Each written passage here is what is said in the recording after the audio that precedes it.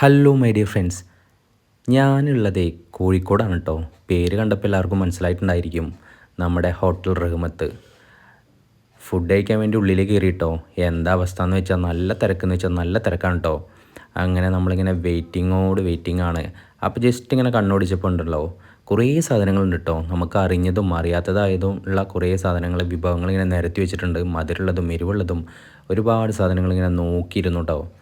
നോക്കിയിരുന്നിട്ടും നമുക്ക് സീറ്റ് കിട്ടിയില്ല. അവർ നമ്മൾ വിളിക്കും, അതുവരെ നമ്മൾ വെയിറ്റിംഗ് ആണ് കേട്ടോ.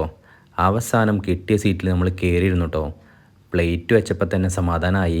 പ്ലേറ്റും സാലഡും അച്ചാറും വന്നു. ഇനി നമ്മുടെ ബിരിയാണിക്കായിട്ടുള്ള കാത്തിരിപ്പാട്ടോ. അങ്ങനെ അവസാനം നമ്മുടെ ബിരിയാണി വന്നു. ബീഫ് ബിരിയാണിയാണ് നമ്മൾ ഓർഡർ ചെയ്തത്. റഹ്മത്തിലെ ബീഫ് ബിരിയാണി വേറെ ലെവലാണ്. അത് അവിടെ നിന്ന് കഴിച്ചവർക്ക് അറിയാം.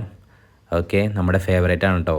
നല്ല വെന്ത് സ്മൂത്തായിട്ടുള്ള നല്ല ബീഫും അവരുടെ മസാലയും വേറെ ലെവൽ എന്ന് വെച്ചാൽ വേറെ ലെവൽ സാധനം കേട്ടോ. അപ്പോൾ നമ്മുടെ കോഴിക്കോട് പോയി കഴിഞ്ഞാൽ റഹ്മത്തിലെ ബിരിയാണി ഒന്ന് ട്രൈ ചെയ്യാം കേട്ടോ എല്ലാവരും. ഒട്ടുമിക്ക ആൾക്കാരും ട്രൈ ചെയ്തിട്ടുണ്ടായിരിക്കും. അവസാനം നമ്മൾ യുദ്ധം വെട്ടി തീർത്തു കേട്ടോ. എല്ലാതും പ്ലേറ്റ് ക്ലീനാക്കി വെച്ചിട്ടുണ്ട്.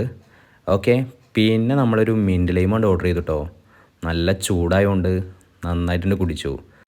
അപ്പോൾ ഇന്ന് അത്രയേ ഉള്ളൂ. Thanks for